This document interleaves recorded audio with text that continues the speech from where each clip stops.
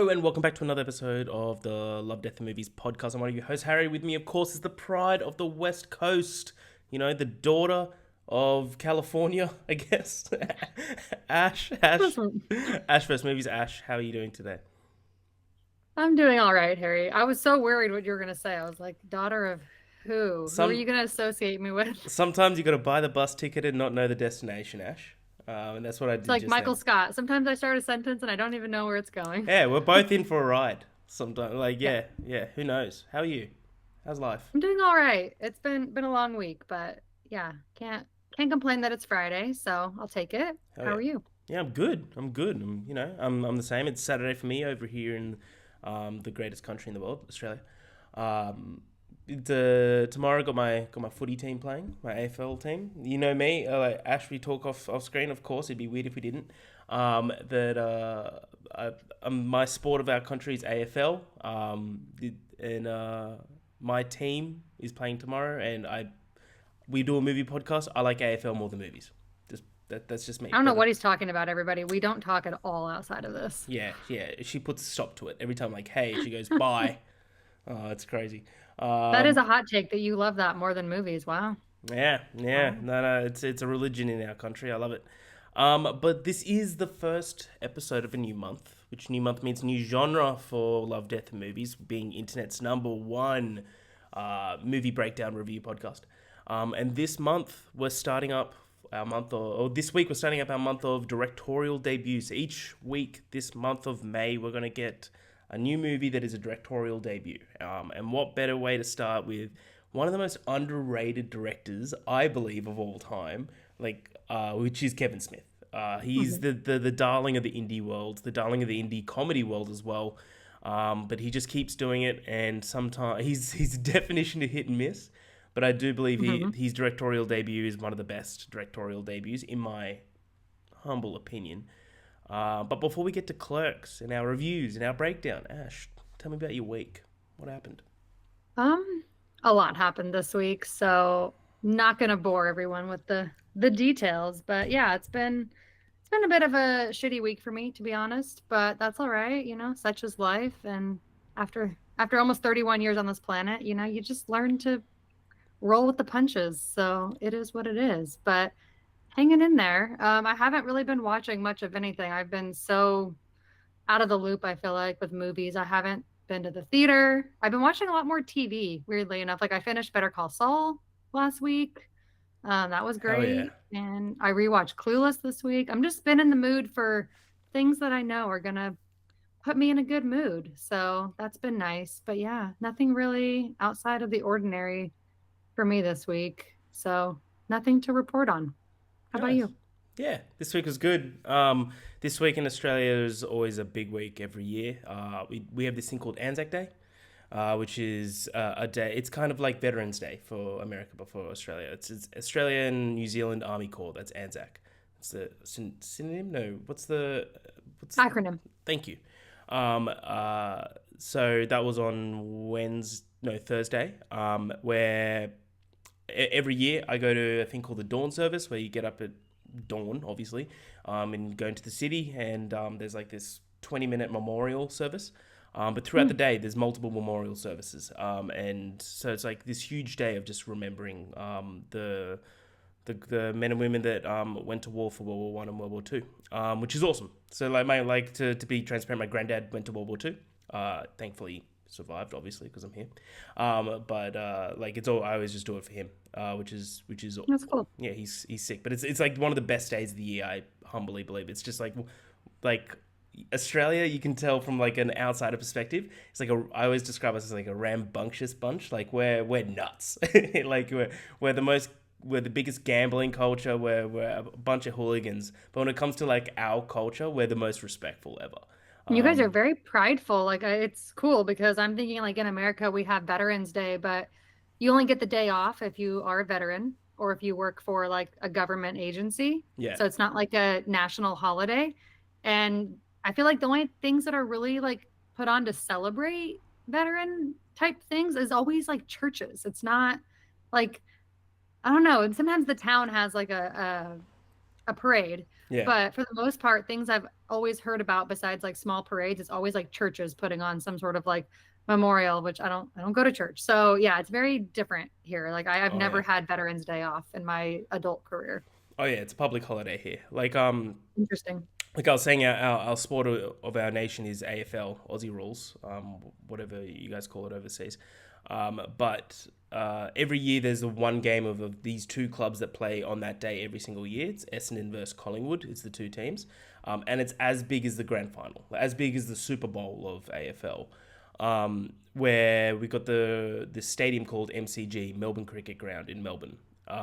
Houses around 100 to 105,000 people, packs out, sells out. It's as big as the grand final.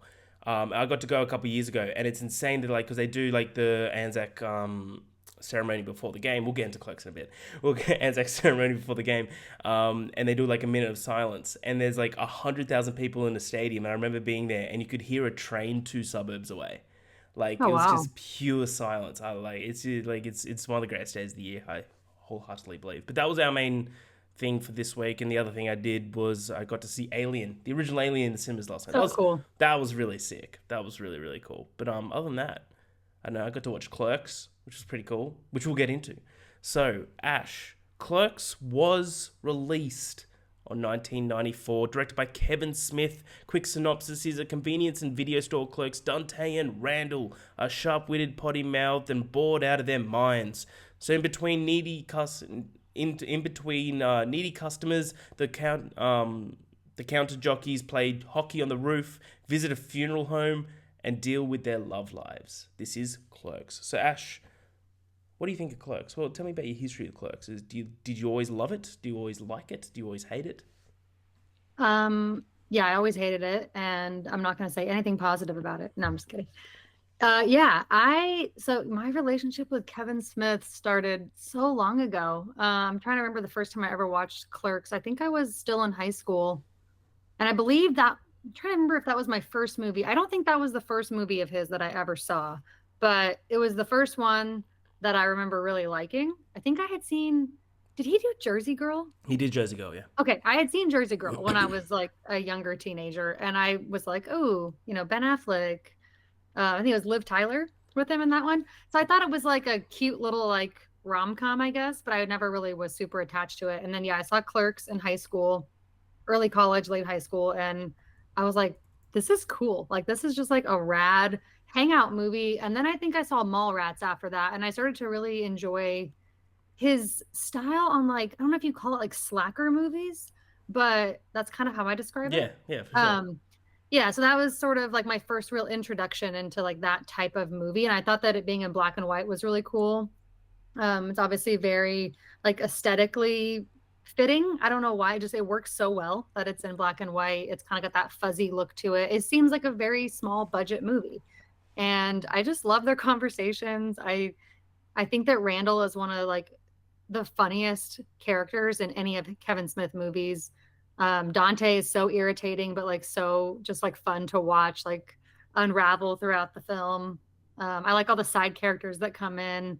It's just unlike anything I've ever seen before. It's just like a hangout movie, and I think that's what I love most about it. I always describe this movie to people of like, it's as if a stoner watched 12 Angry Men and Yeah. then try to make their own version of that, you know? Whereas the whole movie is just like conversation. Whilst you watch 12 Angry Men, you're like, this is articulate and like masterful. And then you watch Clerks and you're like, what?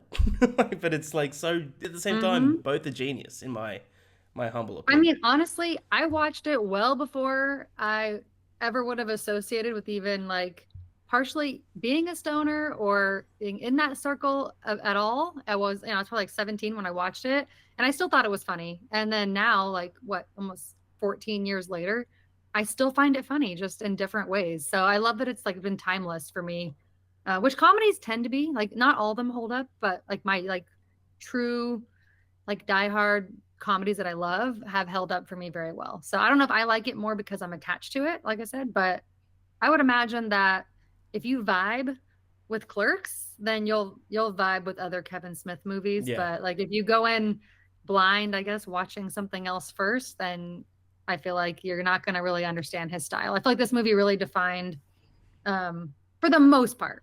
what Yeah. his style was going to be. He's definitely gone off the rails and done some crazy things like Tusk, but Yoga you can't hooses. deny the man is creative. You can't Yeah. deny it. He just does what he wants, which I really respect. Like, he doesn't appeal to anyone's, like, Nope. create, like, except for when he almost he wrote a Superman movie, which was going to star Nicolas Cage. Do you know that?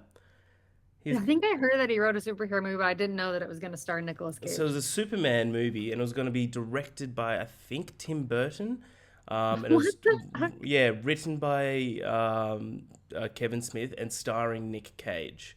And that's why in your favorite film of last year, The Flash, that's why Nick Cage had that little like CGI cameo.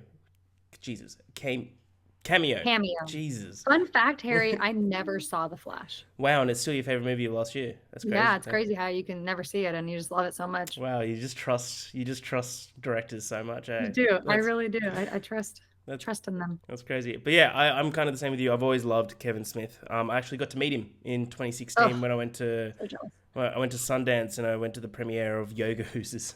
And there was Oh, like that's right. You told me that before. That's right. yeah, and there was like a little mixer after, and I got to meet him, and I was just like, and I went up to him like, I honestly think you're one of the most genius screenwriters, like, to ever like put pen to paper, and he's just like, you're the only one, like, and I thought that was, he's just a really lovely dude. He gave me like 10 minutes of his time just to, like chat random stuff, and like he's Mm-hmm. just he just loves making movies, and he just loves what he does. But he's like asking me like what my favorite movies are, and I was like asking him what his favorites were, and like it's just really good guy, and it made me want to love his movies even more. But Yeah. yeah, I agree with you. He's very hit and miss. He's done some crazy ones, which I don't really love, but like the core ones of like Clerks, Mallrats, Jay and Silent Bob Strike Back.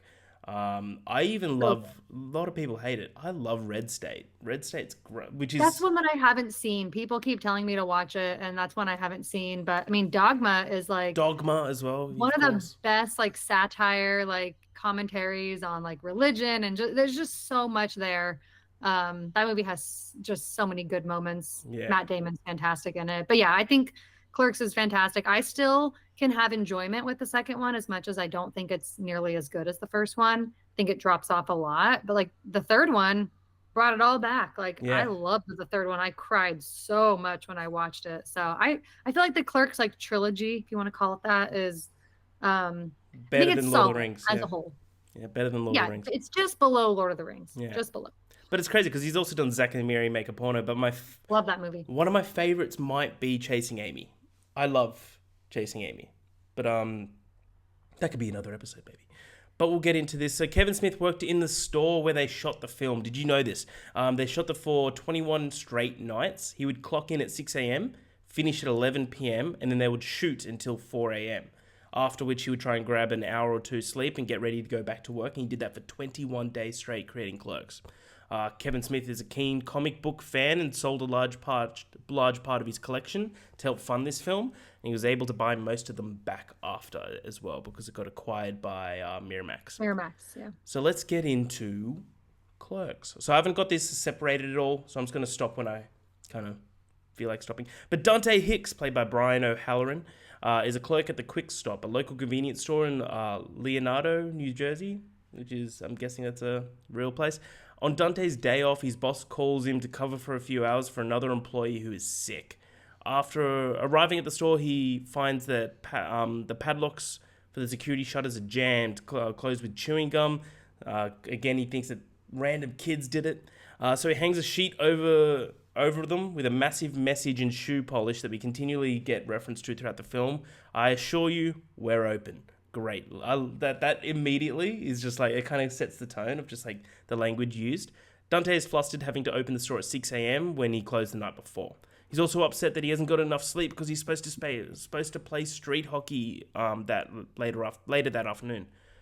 Dante's day is spent in purgatory of serving a succession of clueless and oblivious customers while bemoaning the fact that, quote, I'm not even supposed to be here today. His earliest customer, which is one of my favourite scenes, is a man who tries to convince cigarette buyer customers that they should buy chewing gum instead, a Chuli's brand, instead of smoking.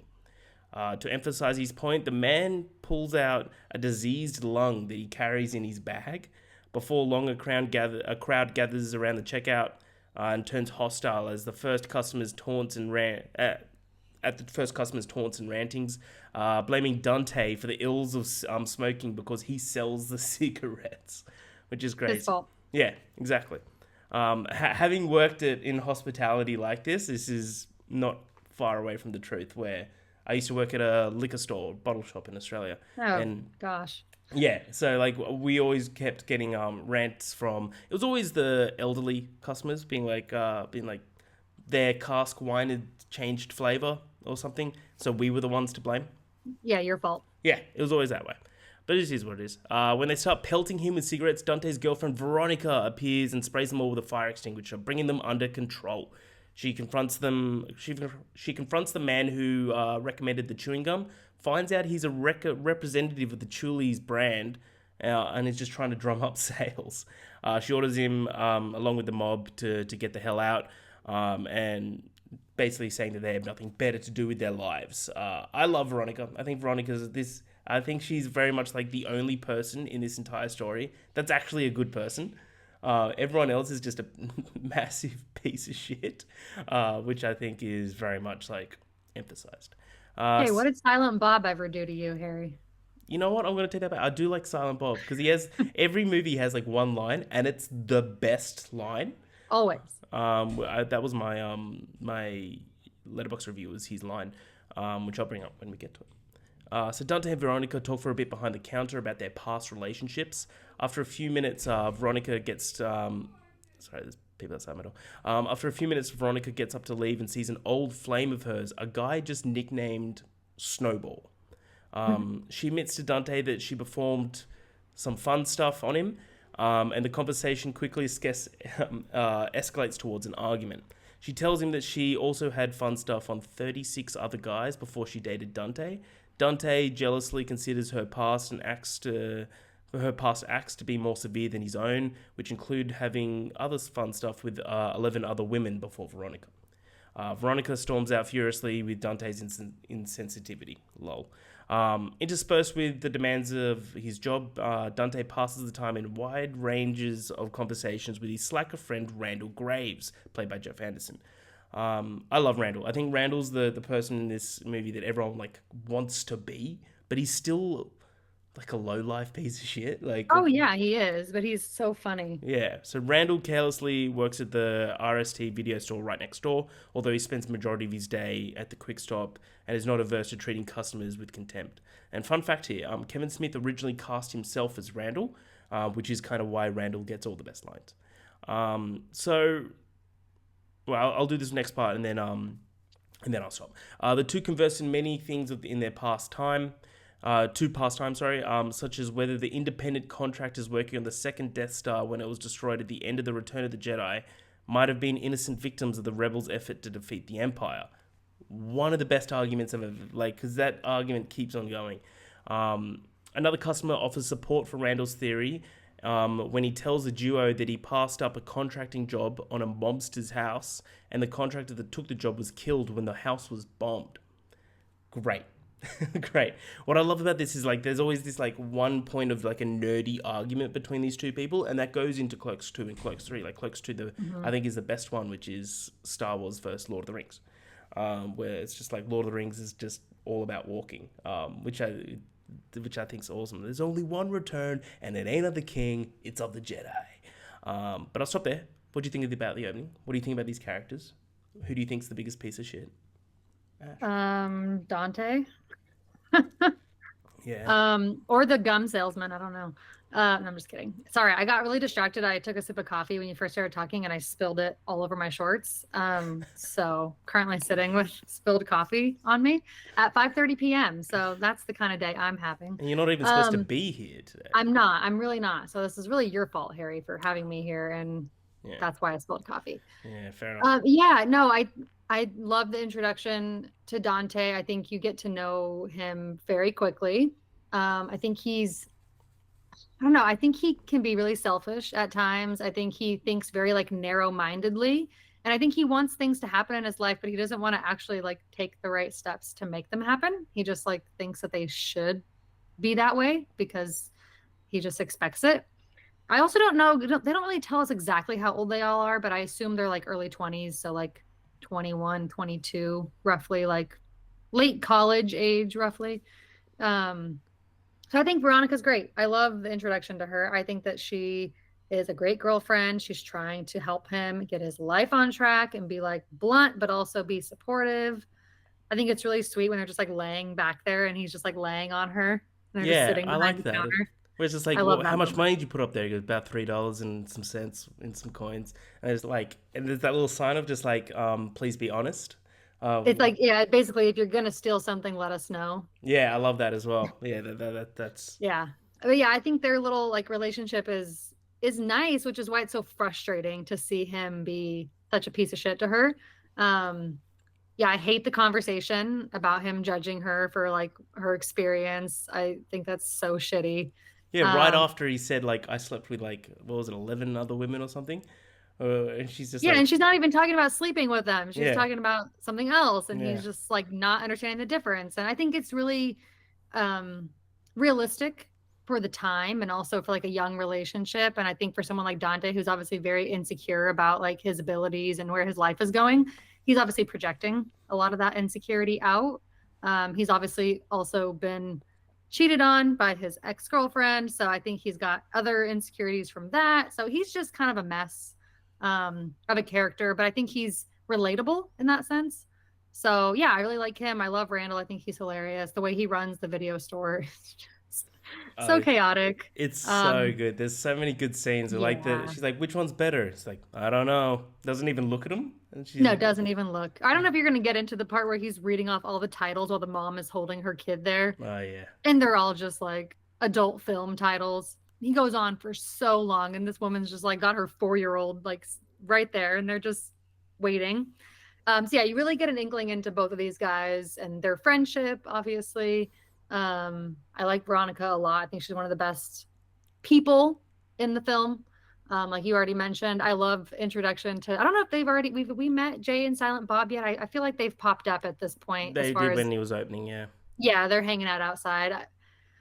Jay Muse is one of my favorite humans to watch on screen. I think that he is so adorably just like idiotic, if yeah. that even makes sense. It's like such an oxymoron, but I just think he's so funny to watch. I'm glad So they got yeah. their own movie because I love Jay and Silent Bob. Oh yeah. Jay Jay and and Silent Silent Bob Bob Strike Strike Back Back. is like Yeah, one of my like comfort movies. It's so good. it's so funny and like them going around with the activist group.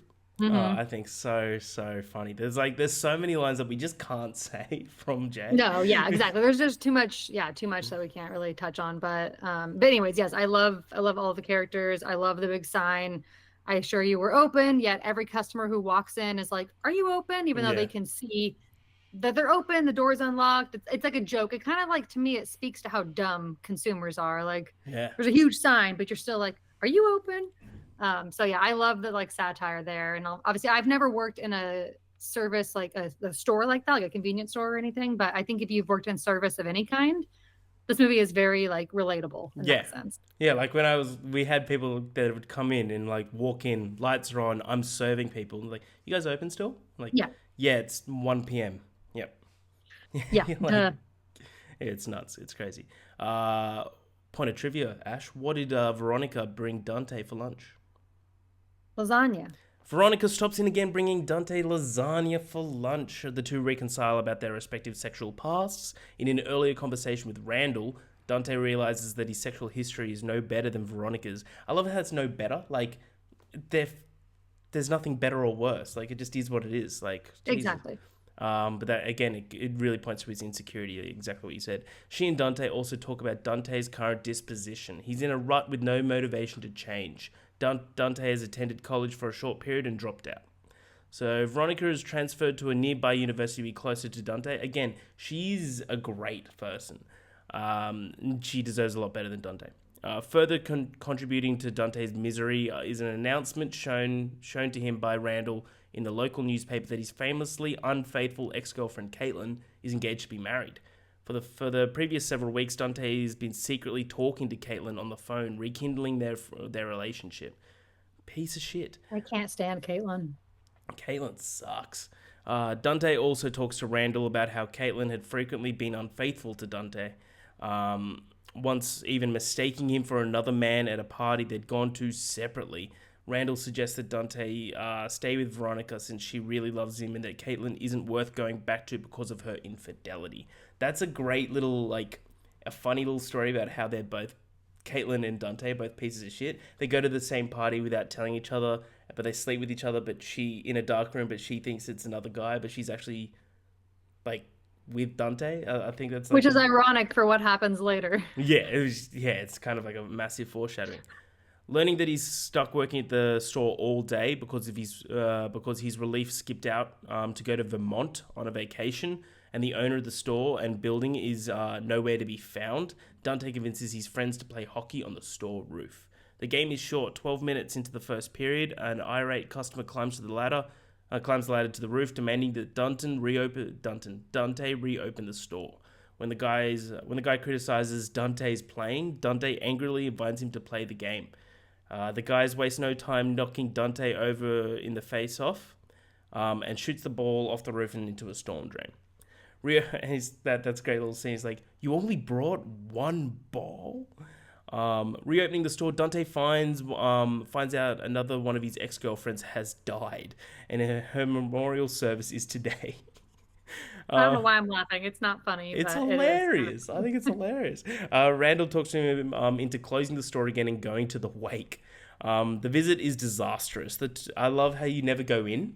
It's just always from the out. You don't need to go in to know how chaotic it's going to be. Yeah, exactly. You already know something's going to happen. The visit is disastrous, and the two are seen leaving the funeral home in a hurry and driving away, although the audience doesn't see what transpired during the memorial service. However, a conversation moments later between the two reveals that Randall knocked over the casket. Randall seems indifferent to the chaos he caused, callously saying that the dead didn't feel a thing anyway. I love that he's like, she's going to go into the ground anyway. he's I mean, he's not wrong. He's more traumatic for the family. He's not wrong, but he's definitely not right. No. While talking to a couple of former high school classmates, Dante finds out that the man he's talking to, Rick Derris, was one of Caitlin's flings while she was still dating Dante, again showing her infidelity. Another man enters the store and asks Dante if he's been working there all day.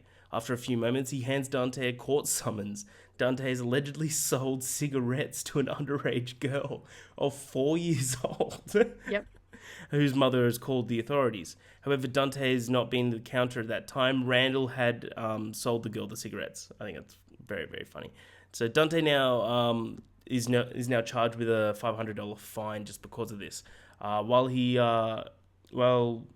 chases after the official and Derris in protest, Caitlin suddenly appears for a surprise visit.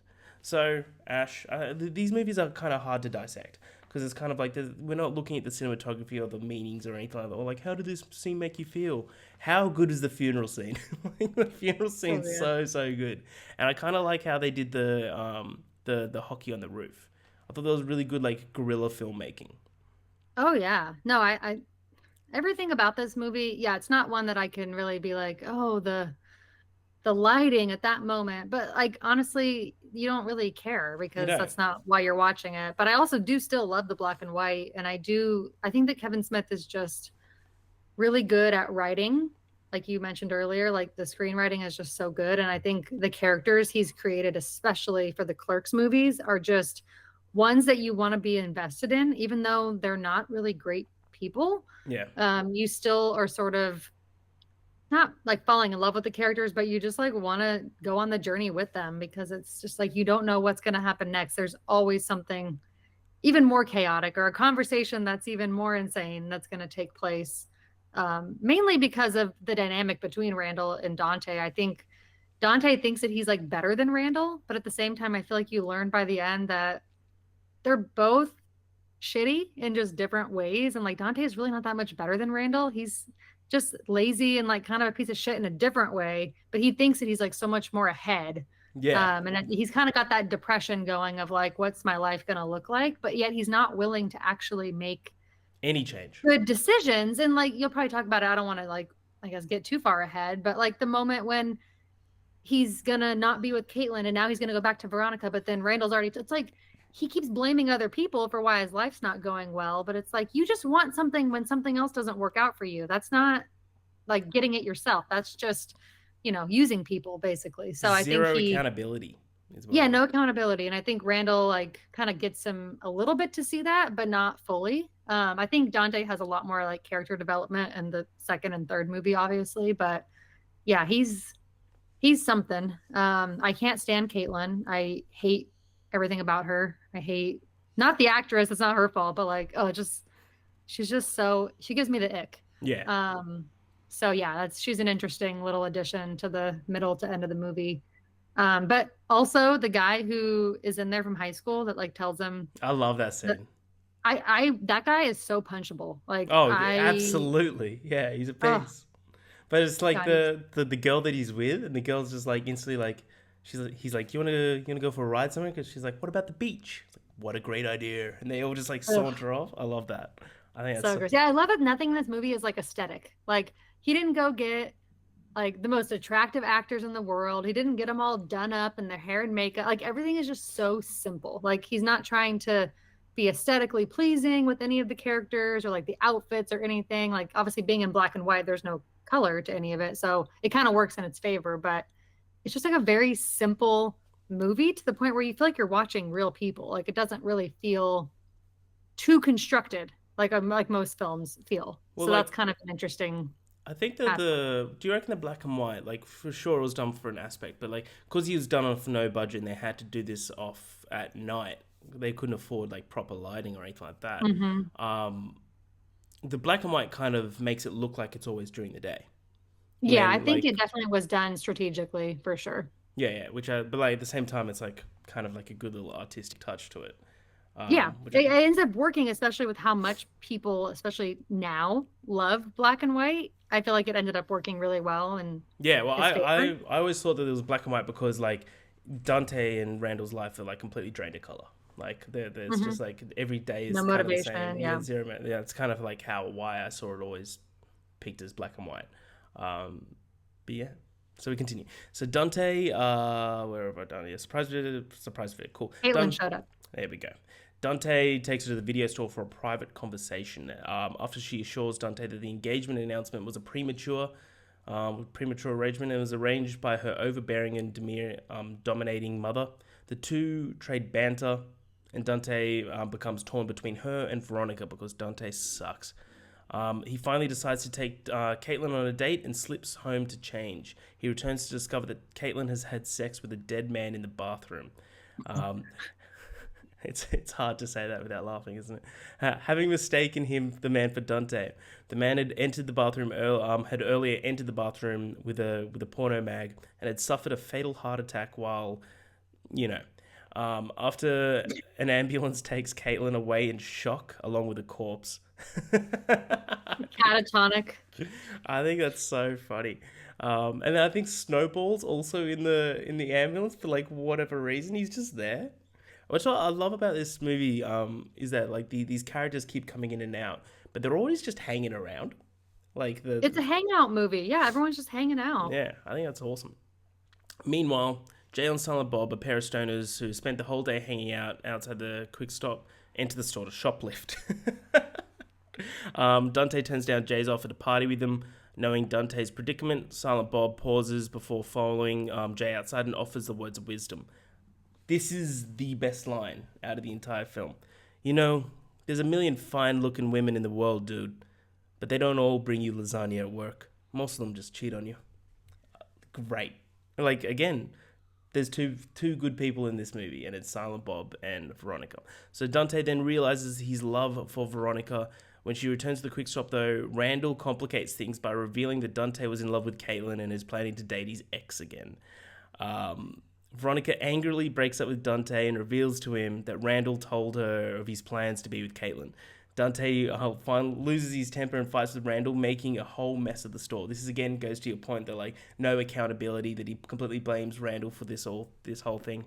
Afterwards, while they sit in the mess that they created, Dante continues to bemoan about his station in life and being struck in a dead end job, having a girlfriend who's had sex with a dead man. and that Veronica's had an active sex life before she and Dante began dating. Finally losing his temper, Randall yells back at Dante and counters everything by telling Dante that he's sick of hearing him whine about how rotten his life is and that Dante needs to start making serious change in his life if he wants to improve. Maybe Randall isn't that bad. The film ends with the two of them reconciling, cleaning up the store for the night. At Dante's request, Randall wrangles out, doing the pop out thing that he does. Popping back in briefly to toss Dante the sign at him saying, "You're closed." And to just a final little fun fact here, Jason Reitman, Jason Reitman, the director of Juno, has said that this film inspired his desire to be a filmmaker. So Reitman later told Kevin Smith this, which led Kevin Smith to jokingly quip, "You're the son of Ivan Reitman. You grew up on the sets of Ghostbusters and Stripes, and it took me to let you know that you can be a director," which is great. But that's fantastic. Clerks. So what do you think about the ending of this film? Do you reckon... I always like to be like, where do you think they're going to be? But we know where they're going. But without knowing Clerks 2 and 3, do you reckon anything's going to happen with these guys? And what's your overall thoughts, review, and your score? Yeah. I think the conversations once Caitlin gets there are interesting. I find it so irritating to listen to her talk, but at the same time, I love that it's just like the three of them chatting, like no time has passed at all. Like she didn't cheat on him a bunch and they dated for 5. It's just funny. Like you said, people just kind of come and go and it's like no time has passed in between every person just coming and going. It's interesting. But yeah, I don't know how she wouldn't, hear for a voice in the bathroom. I don't know how. I don't know how someone does something like that. But I do find it ironic that at the party, she thought it was someone else, but it was Dante. And here she thought it was Dante and it wasn't. So, that realization is funny. And I love when he's like, my ex-girlfriend is catatonic from banging a dead guy. And my current girlfriend's like sucked 36, it's just really funny. He's just so melodramatic. It's great. But yeah, the scene where they fight in the store, I think is hilarious. And then you just find them laying there, kind of they can't do it anymore. They're just like, my jaw hurts, my arm hurts, whatever. They're just kind of chatting. And you kind of know they're going to be okay. They seem like the kind of friends that even if they bicker, they're going to be fine. Yeah. So I never suspected that they weren't going to be together for, Clerks 2 or whatever the next journey was. I do love that line from Silent Bob. I think it's fantastic. I think I'm not going to sit here and agree that most women just cheat on you. I don't know.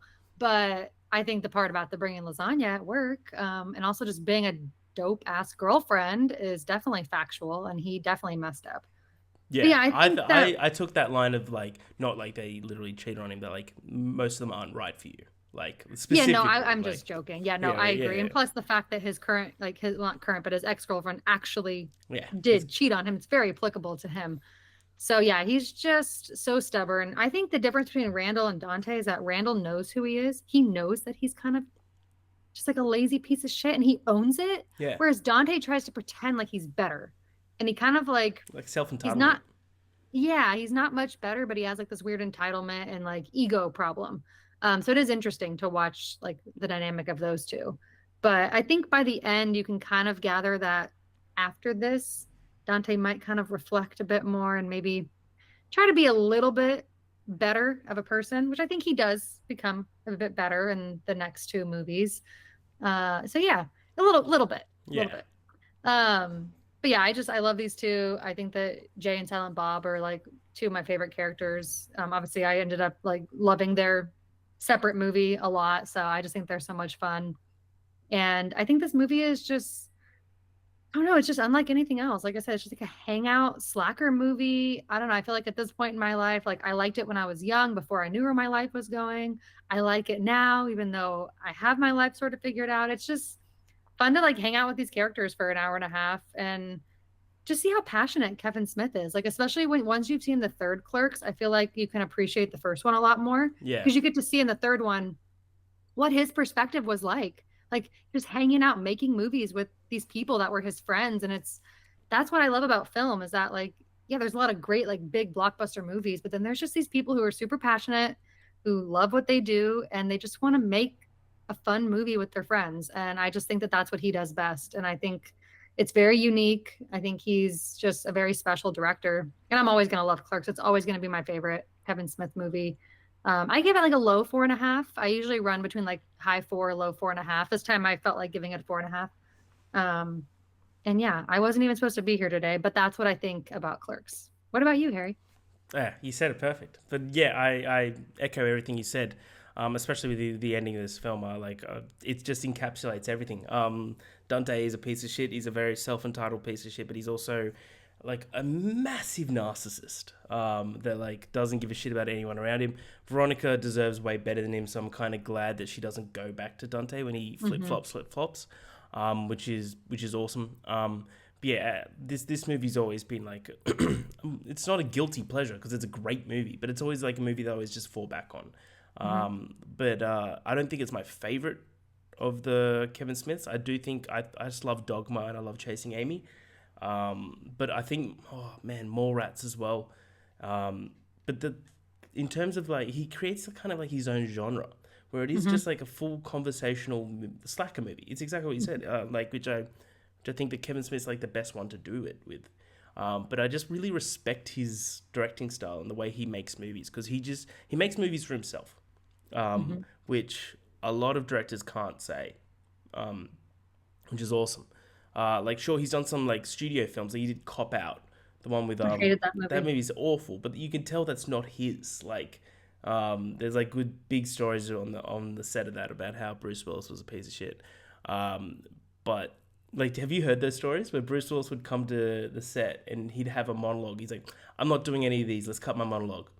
And then I have not heard that, but I don't really feel like it surprises me. yeah, so there'd be like a scene where it would be like, so Tracy Morgan's just talking to him, and he did like the camera would go back to Bruce Willis, and he'd be doing like facial expressions, and it'd go back to Tracy Morgan, and he'd continue talking. It was supposed to be a back and forth conversation, which is crazy. But yeah, sorry, back to Clerks. I think this is, you could tell just watching this as being a directorial debut that he has good shit to come.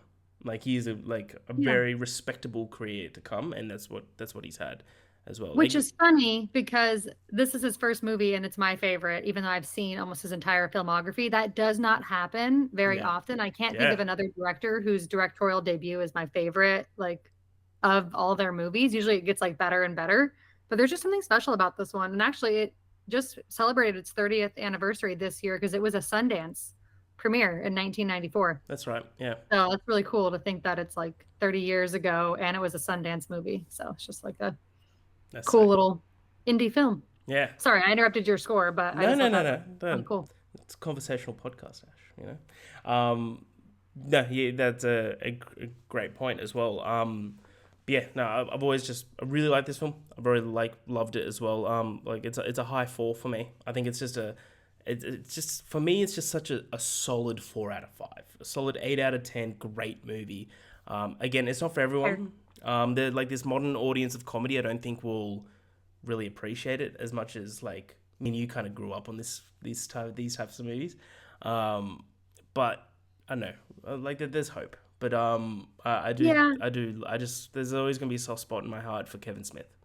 I do think he is a director where maybe you had to connect with him at a certain age or like find him early enough on in your like movie loving career to appreciate him fully. I don't know that like you could discover him for the first time now. I don't know. Maybe people do though. I hope that they do, but I'm not so sure that happens as much. I feel like his movies are definitely under watched as far as the amount of people who've seen them.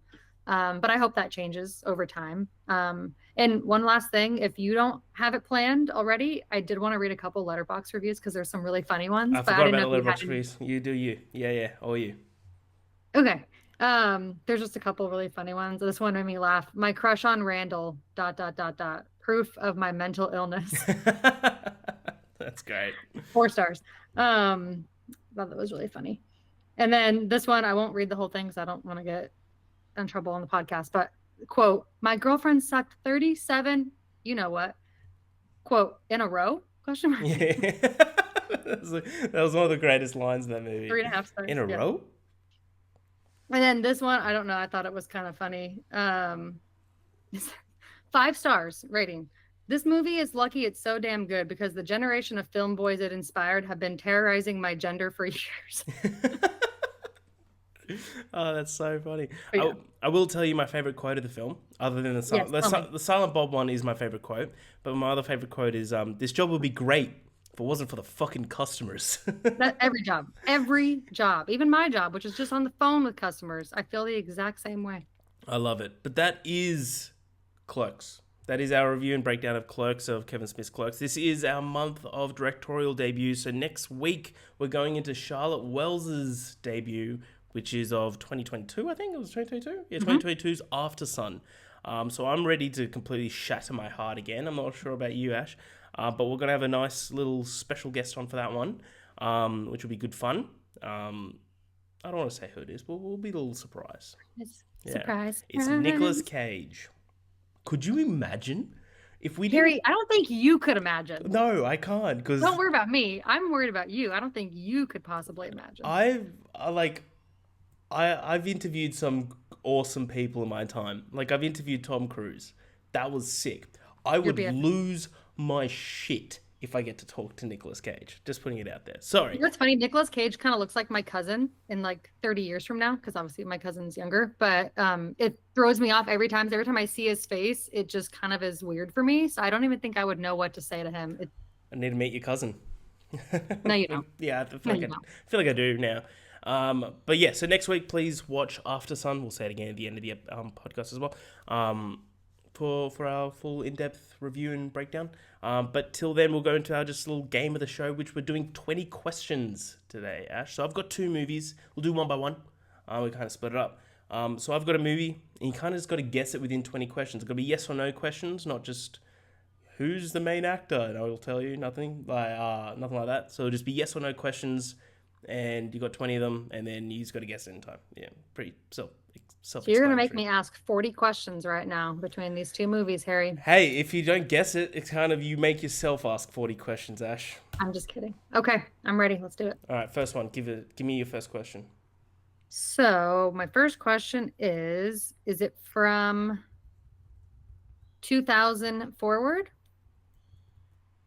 Let me. Do not believe.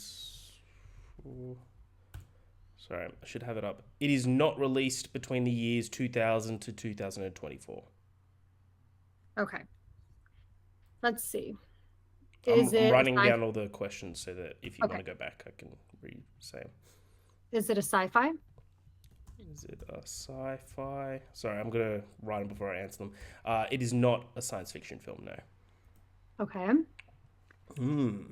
Is it a horror film? Is it a horror? It is not a horror, no. Okay. Let's see. Is this movie released in the 1980s? Is it a 80s film? It is not released between the years 1980 and 1989. So I'm sneezing if I'm I muting. think you need an allergy pill, Harry. I know. I've woken up badly too. Okay. Is it a 1990s film? Is it a 90s film? It is. It Okay. is. Getting Yes. somewhere. Not a Yes. 90s horror, not a 90s sci-fi. Okay. How good are 90s horrors though? How Like, good are shout out. 90s films just in I general? think that's my favorite decade of movies. I think the best things happened in the 90s, right? Like Yep. I was born, you were born, the Mhm. best movies came out. Yeah. It's great. Clerks. Clerks. You're born the same year as Clerks. Yeah, I know. Lucky you. I wasn't I even got supposed to be Jurassic here Park today. on my side though, and Dazed and Confused. So. That's pretty good. I have Pulp Fiction. Oh, that's my favorite movie. So I don't know. You might win. You might win. I knew that. Was Okay. I just said a bunch of 90s movies, so hopefully it was none of those. But let's see. Is it a comedy? It is not a comedy. Okay. Is it a movie that I love? Let me see. I would say is it like if it's a 4.5 or more. Okay, one sec. Let me see. I feel like I know my ratings fairly well, but I could be wrong. Sorry to make you do some research here, but I gotta know. No, I assume that you do love it.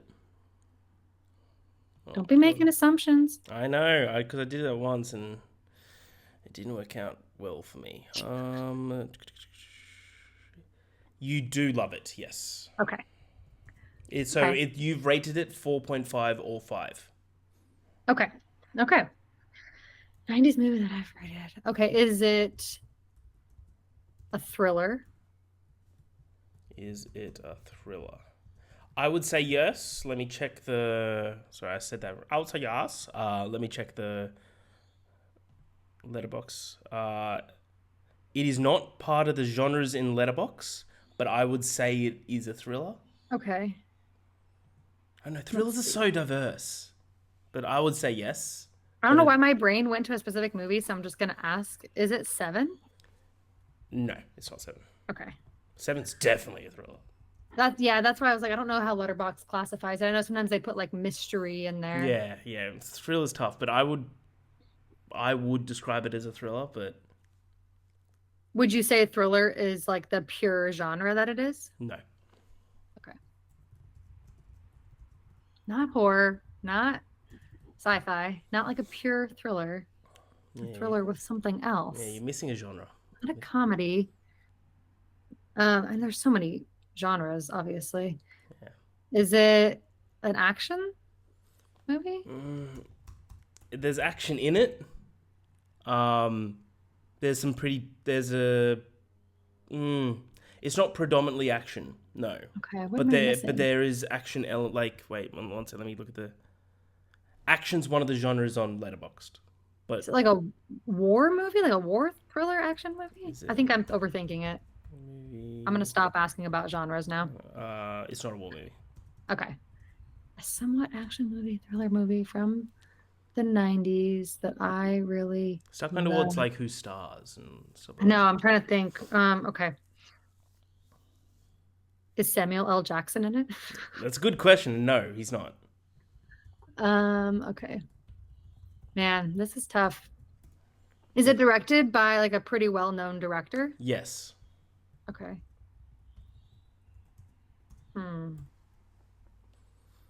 Yes, yes it is. Well-known director. So many movies could be classified as a thriller. You're at question 15. Okay. After question 15, you can get one clue from me. Did it come out after 1995? So from 1996 to 1999. Sorry, from 1995 to 1999. Did it come out? It came out between the years 1995 to 1999. Okay. Do you want the clue? Shit. I have to sneeze, so yeah. The clue is we have reviewed this for an episode of the podcast. Say that one more time. We reviewed it? We reviewed it for an episode of the podcast. Oh. We did. Is it Heat? It's Heat, yes. Okay. Oh, it's a heist movie. Yeah, well, like crime is the genre. That was the genre I was trying to there's another genre you're missing here. But like it is kind of it's a thriller for sure. It's a crime thriller. Yeah, there's thrillers definitely part definitely action in there. Yeah, exactly. So it's like an action, but it's not really an action movie. Yeah. I gotcha. That's a tough one. Yeah. Yeah, you got that. All right. Well, number 2. You got a second film. So you got that one. 16 questions. Yeah, but you give me a pretty big clue to where it was only going to be like one of 4 movies. So far you were up to question 16. You had the movie releasing within 5 years.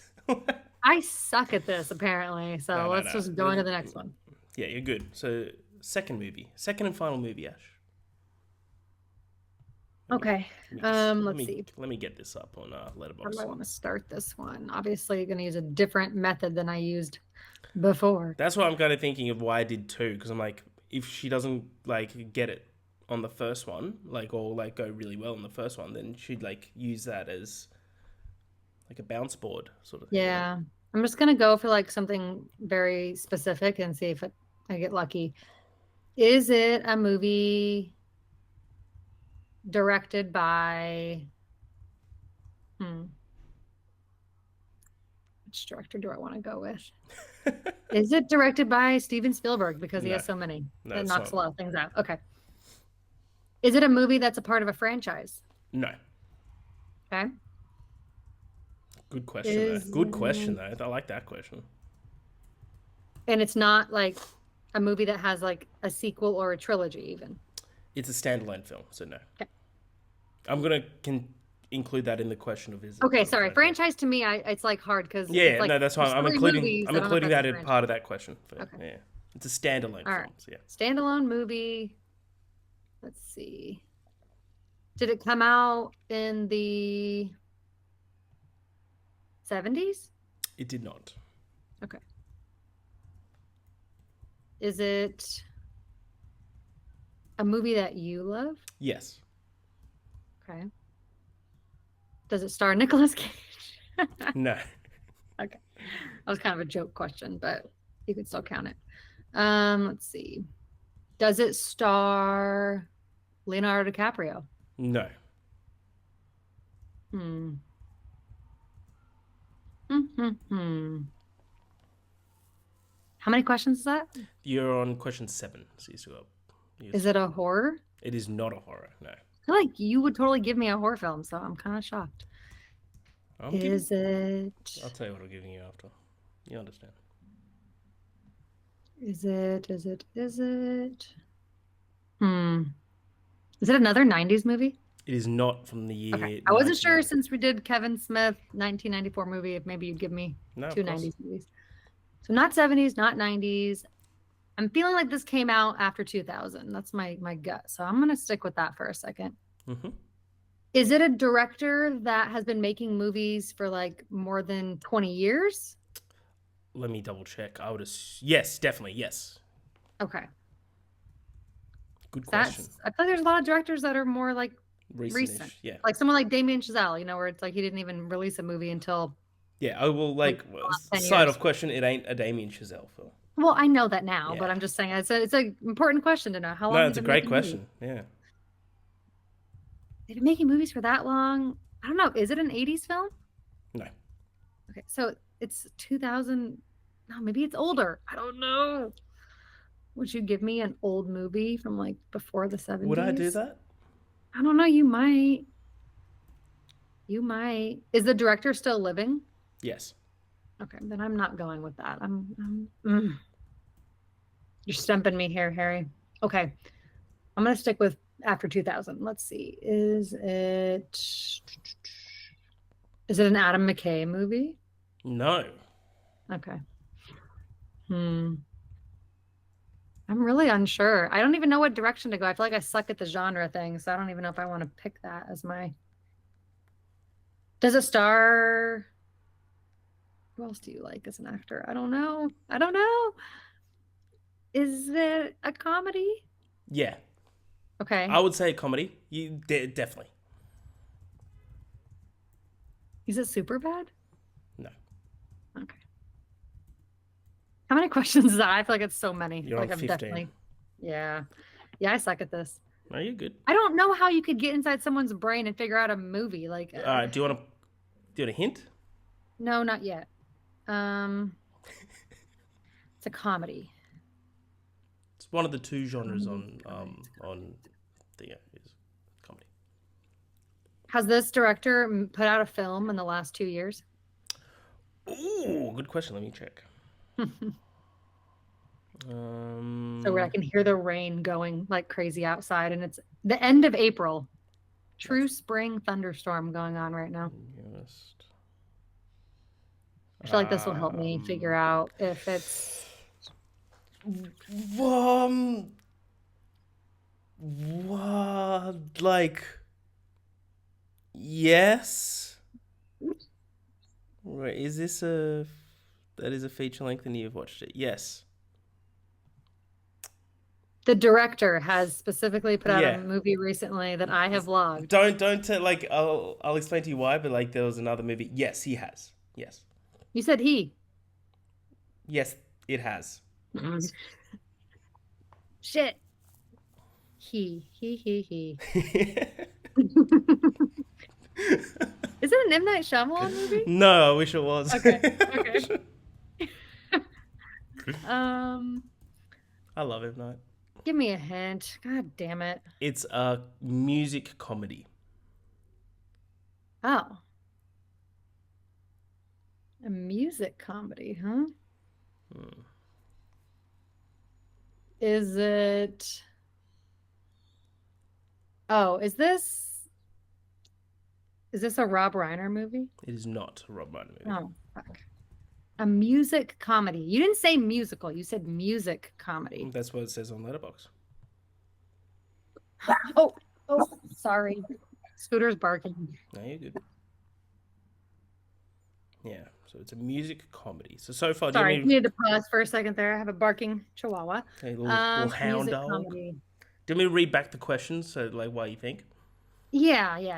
Is it directed by Steven Spielberg? No. Is it part of a franchise? No. Is it from the 70s, 80s, or 90s? No. Do I love it? Yes.